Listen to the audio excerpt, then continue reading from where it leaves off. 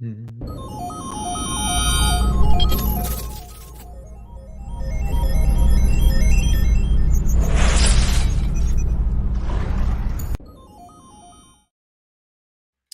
It is the technology show where we translate geek into regular speak. I'm Brett Levy and I'm your host this week. So, this is a show that I've been looking forward to doing now for a while. In traditional fashion of big tech, I've been playing with some very, very cool toys, as you know, and things that I've reviewed on the show over time. And one of them was on embargo until 5 o'clock yesterday. So I've been itching to do the show.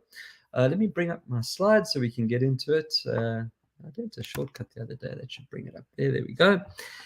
And today's Things with a Z is the new Google Pixel tablet. So if you're watching the show, you'll see up on the screen that I've put a picture of the tablet up there. You can see it's a little bit offset and a little why. I'm going to get to that just now. Now, I have to say that I've been playing with the tablet now probably for about 10 days, maybe even 2 weeks, and it doesn't disappoint. I think it's also important to remind you that I use a MacBook and I use an iPhone, but my gaming phone is a Pixel Pro 7. And my house is actually all on Google Home or Google Nest. So I don't use Apple devices at home. I don't think much of Apple's smart devices. And Siri doesn't think much of my accent. So when it comes to actually asking her to do anything, it's normally more frustrating than anything else. So this home is definitely a mix between Google and Apple when it comes to hardware and software. And even on my company, I do everything on Google for Business or Google Work, I think it's called now. So definitely, a fan of both. There's an obvious one left out here, and there's a reason for that. Anyway, moving swiftly along. So the new Google Pixel tablet is actually an 11-inch. It's got an incredibly clear and vivid screen. The color's rich, the images are sharp. It's pretty much everything you would expect from a new tablet, right? Google, it's not Google's first, what do they call it? Not their first rodeo. There was the Google Slate, I think it was called. And there were a couple of like 7 or 6 inches under the Nexus brand. And tablets aren't new. I mean, it's actually quite an interesting sector when it comes to technology. So I would have been totally disappointed if the screen didn't pop and the colors weren't vivid and bright, and it does. The screen's also very responsive. So when you're moving your finger along the screen, there's no lag. It's not like touch and wait for something to happen. Um, Probably also due to the fact that it has 8 gigs of RAM on board. So super responsive, but there's always a but. In fact, let me show you for those that are watching. I mean, you can see it in the picture as well. But for the but for me is the bezels. So if you look, I'm trying to get up in front of the picture. Oh, let's just stick with the picture that we've got. But there it is. If we stick with the picture we have on the screen, right? I just think that the bezels are a little bit big. Now, when you put the Pixel tablet next to the Home Nest, which is the one on the screen that, well, I actually had one next to my bed, they look the same, right? They've got the same proportional ratio of white to screen to size. So maybe there was a design thinking there, maybe a bit of uniformity. Personally, you've got this really big, massive screen. I would like to have had more of it, like without having the white bezels all around. But it's not a deal breaker. I looked at my iPad. The bezels on there are fairly big as well. They are smaller. Would this be a reason not to buy the tablet? Definitely not. Some might argue that if you're holding it, you're at the edges, at least your fingers aren't going on the screen, so you're not getting fingerprints. There could be ways of defending the design. I don't know what it is. That was just my personal take on it. Does it deter from it? Definitely not. And maybe next time we'll see when the Pixel Tablet 2 comes out next year, that might be one of the design changes. What does make up for it, though, is the position of the front-facing camera. So now that I've said that, everyone that's watching is looking straight at the image now. It's in the middle. So a tablet is designed for landscape. That's what it's for. I don't know why Apple still puts theirs up in the shorter side in the portrait mode. Like, when you're holding your phone and you have it up there. I still don't understand that. I never will understand that. But the bottom line is Samsung does it this way. I think Huawei does it this way as well. And I'm so glad to see that Google does it this way as well, with the tablet in the middle. And I'm going to talk about what it does with its camera as well. It has a feature called continuous framing. So basically, what that means is the camera will stay zoomed in on you. So if you move around, it will kind of follow and focus on you. And that's probably only possible to the fact that it is in the center of the screen. If it was offset to the right or left, there was always going to be, it's like now, right? If I'm looking at my screen with all my notes and the presentation and comments and things that are coming up, you seeing like a side profile, that kind of happens when I've used my iPad for Zoom calls and meets and things like that. And that's just because of the angle. If I've got it at an angle and the camera is now sitting offset to the left or right. So well done for at least giving some thought to the fact that we use these things for video calls. And that being said, they've also introduced 4 360-degree wallpapers. Now, I'm sitting in my studio, as you can see. I was sitting in Apple 2 weeks ago, as you saw. But if I move around now, there's nothing really happening in the background. With the Google Pixel tablet, with these 4 wallpapers, they actually move. They move up and down and around. So it's a full 360-degree wallpaper. There's 4 of them to play with. They are super tight. They lock onto you perfectly. So you still sit front and center with everything moving around the back. Is it a reason to buy a tablet? Probably not. Is it cool? Definitely. And I think from a developer's point of view, you'll be able to create content as well. Like even the studio that I'm sitting in now, I could probably create things that if I had to turn like this and turn the screen, I could have a product set up over here that I could now focus on that would be in my main screen. So I was pretty cool with that. The split screen function works really well. When Apple first came out with the split screen, it was really stumbly. It was clunky. Then eventually they brought a button that you could hit and it would bring the screens. This one, you like simply, you've got an app open, you drag up slowly from the bottom, a little control or menu button appears, tap it and choose what you want and it fires up perfectly. You can also drag between the two. So by default, it will split your screen equally, but you can give one more than the other. Now, what's nice about that is that if you're working on a document, I could actually open up photos on the one side, click, hold, and drag the photo into the email that I was writing because Gmail was on the other side.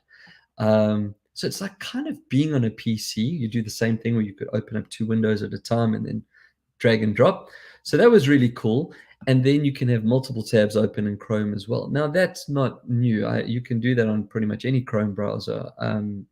There's other phones and tablets that do it as well. But it is nice, the fact that I like to use Chrome. I'm using Chrome at the moment as we speak. So the fact that I can have that tab history there is pretty cool. So now it's actually time to talk about the secret sauce, the thing that makes the Google Pixel tablet super special, and in my opinion, puts it out far ahead of the pack. And that's the hub. So if you're watching, you'll see now I'm showing a picture from the back. And if you know what the little Google Nest looks like, it kind of looks the same. This is just bigger. So the hub is basically a magnetic hub, but it's a speaker.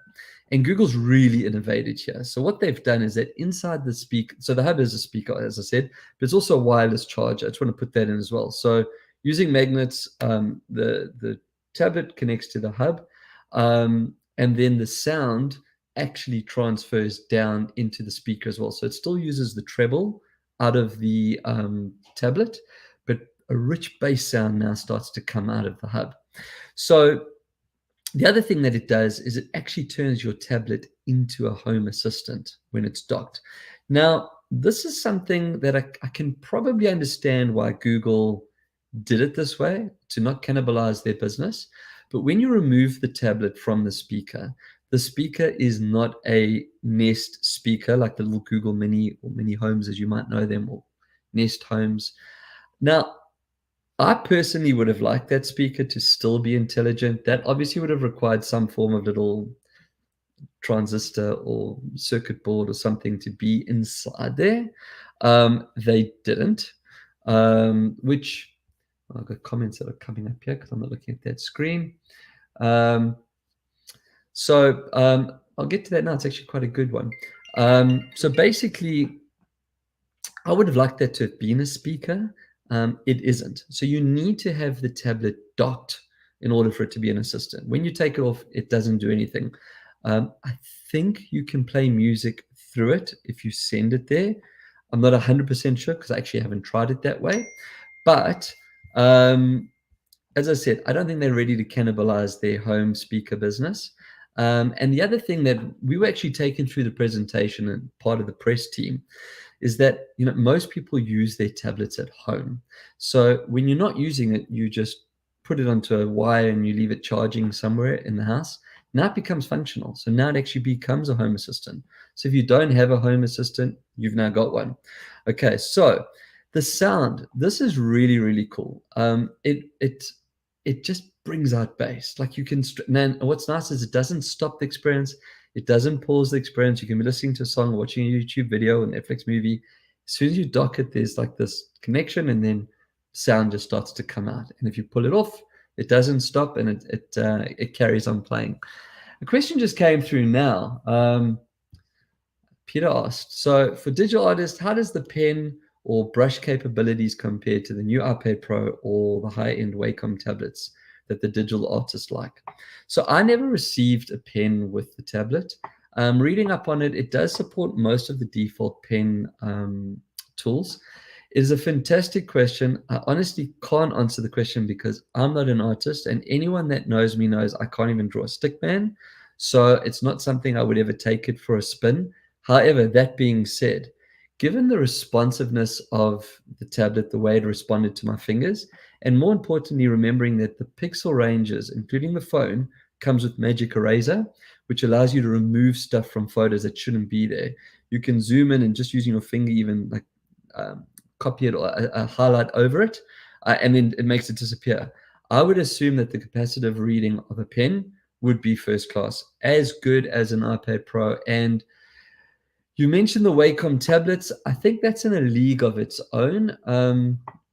I don't think that you could compare a tab. So if anyone doesn't know what a Wacom tablet is, you might have seen people next to their desk. They have what looks like a hard mouse pad, and they use almost like a pen, and they write on the tablet, and that transfers in. A lot of graphic designers and engineers will use the tablet, that kind of tablet, to draw and get the fine details of it. And I stand to be corrected, but I would believe a Wacom tablet is better than an iPad Pro, which makes me think it probably would top the Google Pixel tablet as well. I don't know, but I do know that it supports some form of stylus. Right. So with the Pixel tablet docked, watching content is awesome. So I mentioned how the screen's clear and it's bright and it's vivacious, but with the amplified speaker, it just makes for great bedside viewing. This is not going to replace your TV, but like even now, when I sit and work at my desk, I've got 2 or 3 screens going at the same time, and quite often I have content in a little window over there. I've now been using the Pixel tablet docked, so I've got full sound. It's there, and in fact, if a meeting request pops up, or a meeting reminder, pops up to go into Google Meet, I've actually done the call on the tablet. It's there. It sounds good. I can play with the 360 backgrounds as well. So having a little bit of fun. And yes, I do show off about that. But if you take it, for example, like the fact that it becomes a hands-free assistant as well. So let's say you're a chef. Another thing that I can't do, so please don't ask me about culinary skills. But let's say you're a chef. You can now bring the speaker base into the kitchen. That would be the place now where you would charge your tablet. You can now watch really cool content while you're cooking. A lot of people that like to cook, unfortunately, spend a lot of time in the kitchen. They don't get to watch the movies, and you'll be sitting there, you go, have you seen episode whatever or whatever? And I'm like, oh, I haven't seen one. At that time, I'm always in the kitchen. So now you've got a screen that's actually big enough to make the content worth watching. And then because it's hands-free, once it's docked, you can go, I won't say the trigger word, but it's hey, and then what we're talking about, that fires up and you treat as an assistant. So your hands are dirty, you've got a hands-free assistant that's there with you. I hear people saying, yes, Brett, that's no different to the dock and the little Nest, and that costs substantially less, but that's just a home assistant. It doesn't double up as a tablet. Also with hub mode, So you need to set up hub mode. That was something I was going to talk about next. So when you've set up your tablet for fingerprint lock and Face ID and all those things, the option to set up hub mode, it's quick, but you set it up and you add all the other devices that are already on Google Home. They are now all available. So now your tablet actually becomes quite a cool controller as well. It's got a really nice UI to it. You can click and control all the devices that you have already existing on your home network, but now you can see them from the big screen. You've got the link to your doorbell as well, so that pops up on the screen. Now, that's something that I've found really beneficial about this. I have a nice Google speaker downstairs, so when the doorbell rings, I hear it from when I work upstairs. Next to my bed, I say was, the little nest. You would actually be able to see the camera. I can now see the camera because this has been sitting next to my desk. Whereas before, I'd have to pick up my phone, open the Home app, have a look who's there, maybe speak to the people if I didn't feel like going downstairs, or ignore them if it was my mother-in-law, or something like that. So yeah, it acts as a really nice home control unit as well. So we're talking about the hub. So I've changed the picture as well for those that are watching. So this is the front of it, right? I'm just going to go back. So there's the back where it magnetically connects. This is the front. You can see it's pretty smooth, little magnets. But the design of the dock with its magnets, this was also really well engineered. And this was something that I remembered when they took us through the press presentation. And I've been trying it myself. The tablet clips on and off with just the right amount of force. Now, how much is the right amount of force? This much is the right amount of force. And you can only appreciate this when you actually experience it. I was sitting there watching going, yeah, okay, maybe it's a trick. You lift it at an angle. When you put it down, it connects. By whatever method of testing the engineers did at Google, it's on strong enough that you won't bump it off. It's on strong enough that it doesn't fall off, but it's not on too strong that you can't lift it with one hand and pull it off. It's pretty cool. Like it works. And then when it's docked, it has built-in Chromecast. So if you had another device, you can actually cast to the tablet. You can cast from it to another device as well. And if you take it off the dock, then you can only cast from it to another device. So you won't be able to actually receive it if you're not docked. It also has Apple TV built into it as well. So you've got Apple, listen to me, Apple TV, apologies, Google TV, but you can get Apple TV now on Google TV. That's what I was trying to get to, a little bit ahead of myself. So you fire up Google TV. I've actually got Google TV on an old monitor in one of my guest rooms. And you've got all the apps. I've got Prime Video, Hulu, I've got Apple TV, Roku's there. So everything you want, it's in a great UI. I must say that the Google TV user interface has come a long way from the first foray into it. And I think they've had time to learn as well from some of the other streaming companies out there. But I don't have a picture to show you. I don't have the tablet to show you in hand the actual cover. So I've put a picture up and I'm going to describe it. But there is an optional accessory. So by the way, I say optional accessory because you get the hub speaker with the Google tablet. Probably will talk about that again later on, but in case I forget about it, this is not an optional extra. It comes in the box. It's there. I have been disappointed before when I've bought or received tech and read something online, opened the box, and the one little component I was looking for wasn't there. It is there. It comes with the speaker. And I believe you can buy extra speakers so you could put them around the house. They don't network. You can't play it through multiple speakers. But you can then put your Pixel downstairs if you're downstairs and charge there, or you can bring it upstairs and charge there. But the cover has got this silver ring around it that acts as a stand, but it's been designed so well that when it just slides over the magnetic part of the interface when it connects to charge, and it does charge through the cover as well. I'm going to put a caution out there with all the work I've done with third-party companies and accessory companies, and there's a few of them out there, and I'm going to give a shout out to the boys and girls over at Zag. Not all covers are created equally. Some covers are too thick that they won't let you connect through magnets. And this can be on any of your devices, not just this specific device. Others are too thin, and it starts to get little holes that tear through them from the magnetic interfaces. This one is supplied by Google. I assume it's made by Google. or an approved third party. So it works. It's got like little spots on it that are designed for the magnetic connection, so it goes through clearly, and then this ring just fits straight over the speaker, the hub mount. So a lot of thought went into all these little things.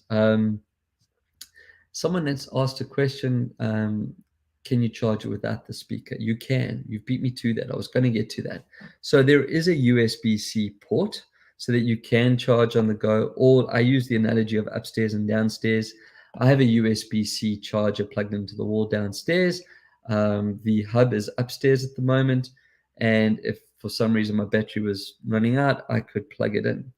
I say for some reason that the battery was running out is, first of all, it's got 12 hours of battery time. And if you're keeping the tablets when you're video streaming, so that's probably the most intensive use of it. But if you're keeping the device on the stand when you're not using it, it's charging, right? So you shouldn't run out of charge. But to the question is, yes, it does have the USB-C. It doesn't come with a USB-C charger. I don't actually recall it coming with a USB-C cable either. Now, that was something that I didn't understand, because when you fire up the device, you have the option, which I use, to bring content across from your other Pixel device. And you have to plug in two USB-Cs on either side. So you need one of those cords. Now, a lot of the chargers nowadays have that. It's a thing that goes on the wall, and you plug in the one end, and the USB-C goes into the other end, right?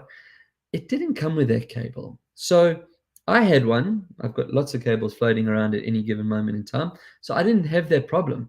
But I think that the cable probably should have been included, especially if the assumption was that you were going to copy stuff across from your other device. But yeah, so I think just to finish it off, it's got the Tensor G2 chip, the Google's own silicone, same as what's inside the Pixel range of phones, the 7 series. I mentioned it had 8 gigs of RAM on board. I got a 128 gig one. There is a 256 gig. I think it's about $100 difference in memory. Don't know. Don't generally talk costs on the show, as you would probably know if you're a regular viewer. 8 megapixels front and back, so really good. And it's a kind of tablet you can use to work on, play, home, entertainment. I'm not sure about you. I kind of don't use my iPad anymore unless I'm like running around or going on holiday. Because if I'm at home, I use a MacBook, or I watch my content on a TV.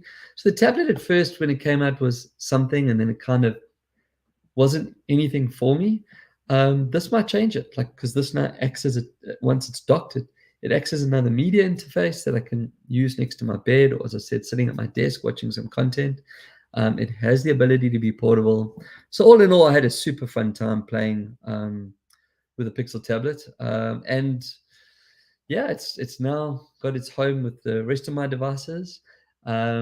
Disclaimer, the Nest that I had next to my bed with a screen is no longer there. It's now the big glorious 11-inch. That is, I don't leave the speaker there all the time. I do like to keep it on my desk. So I probably would buy another speaker and put them in 2 different places. And maybe again, there'll be a software update where I'll be able to connect them in stereo or something like that. There isn't. So don't buy it because there might be an update. Buy it because everything I told you is pretty cool so far.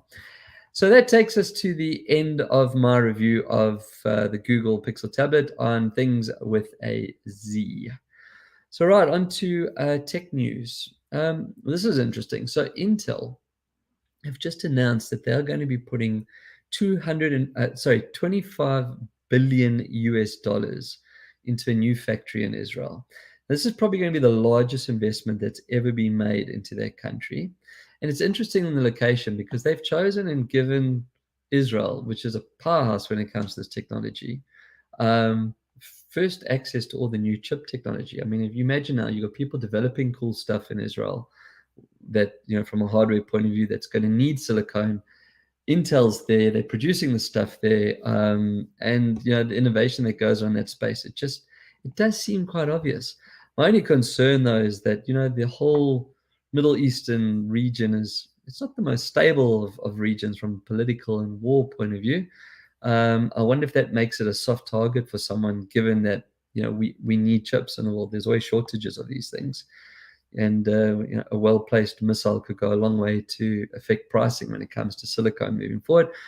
But let's not think like that. Anyway, so yeah, it's an interesting announcement. It's an interesting geography, given that Taiwan is under threat from China, wanting to take control of silicon. I can't remember who it was that announced that are building or have built a really big facility, I think in Texas. They're building silicon there. I think there was AMD. So yeah, interesting to see what's going on in the silicon space. Twitter. So every week I get more and more disappointed with Twitter. So now Twitter made a plan. I don't know if this is their new CEO because of her background and where she comes from. They plan to focus on video, creator and commercial partnerships to revitalize the social media, to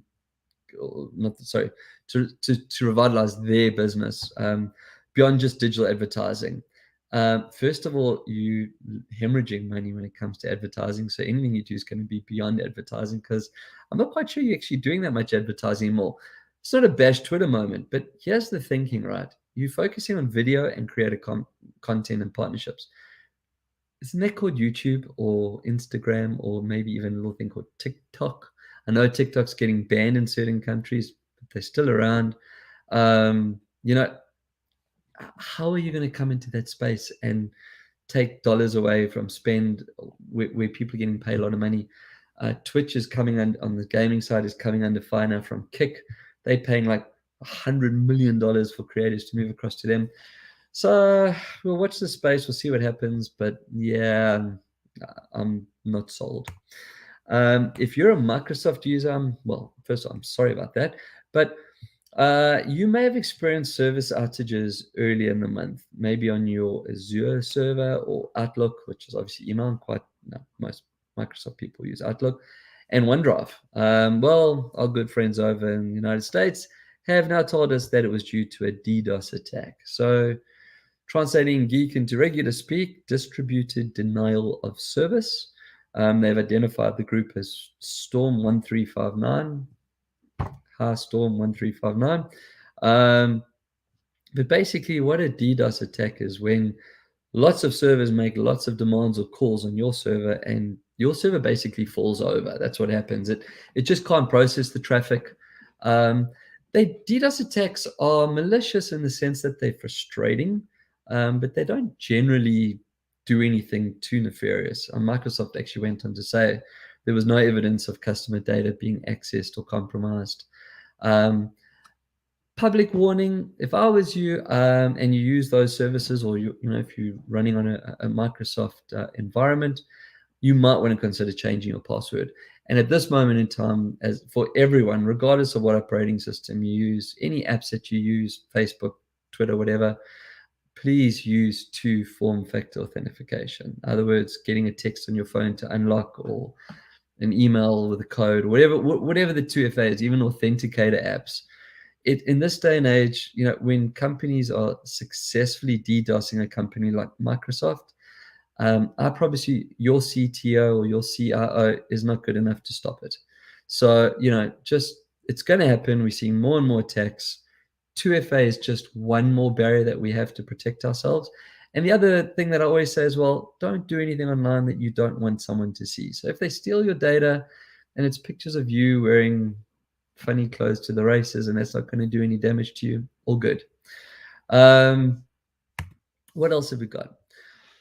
Okay, this one's a little bit concerning for me, and I've got my reasons for it. So if you're not looking at the slides, I've got a picture of one of the old phones where we manually took our batteries out and changed them, and you could actually carry a charged battery with you, pop off the cover, swap them.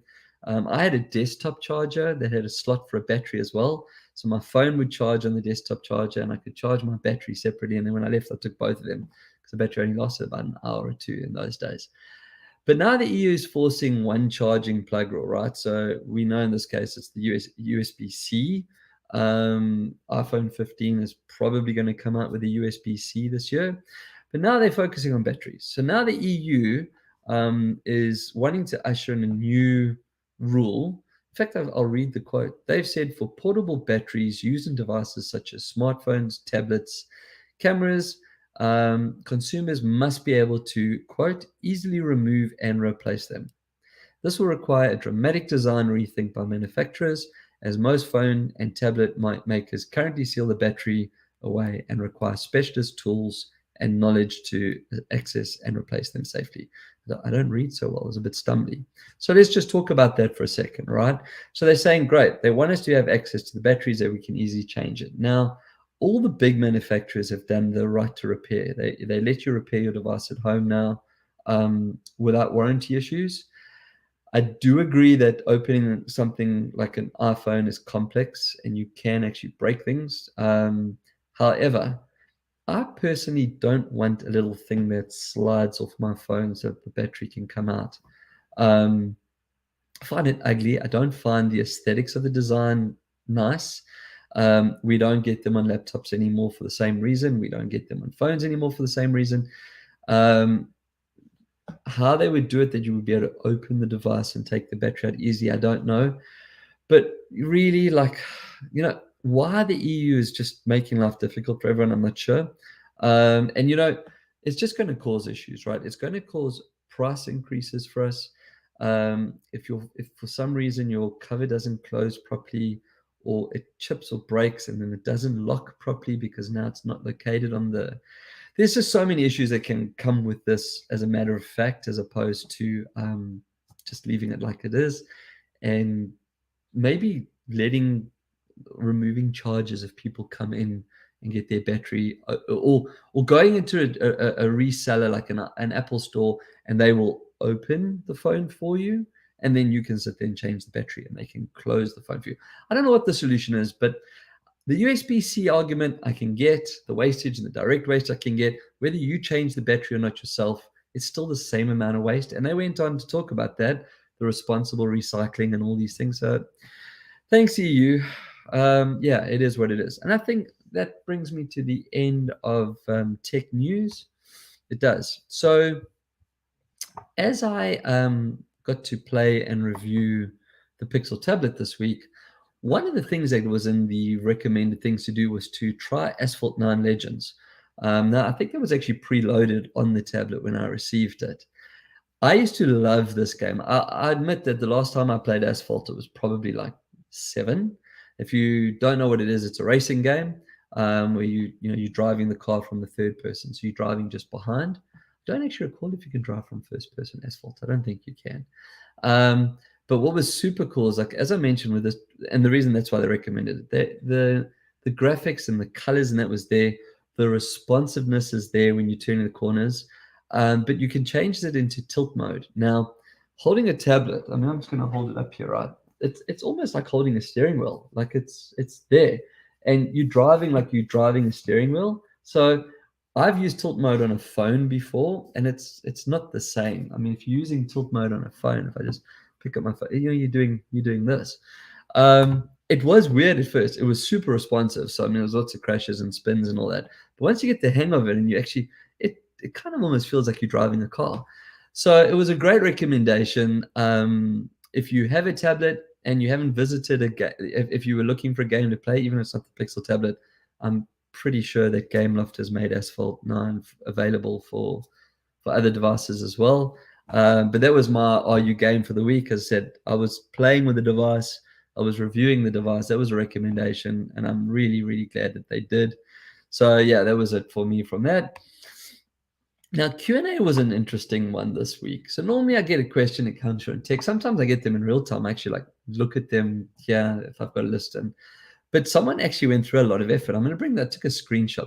Someone sent me this question in a type form, and they obviously want to see what my answer was so they could see how clever I am or I'm not. Well, guess what? I'm not that clever. I'm just well researched.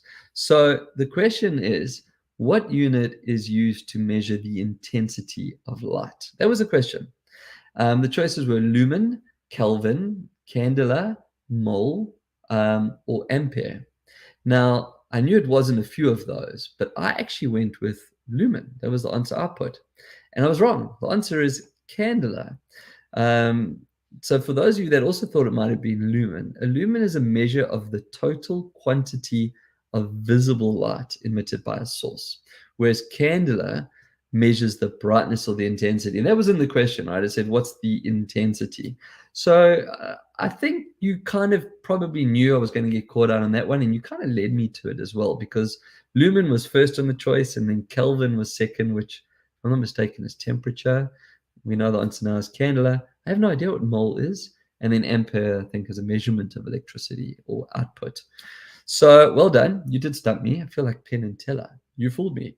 But I thought I would share because, well, this is Q&A. And if anyone ever says to you at a cocktail party, hey, Brett, what is the way what is the unit measure to measure the intensity of light? I now know it's candela. And ironically, from the name candle, there's nothing really intense of the light of a candle.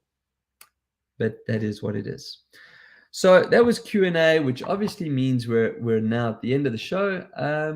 So I think that let's just do that and turn off the slides. And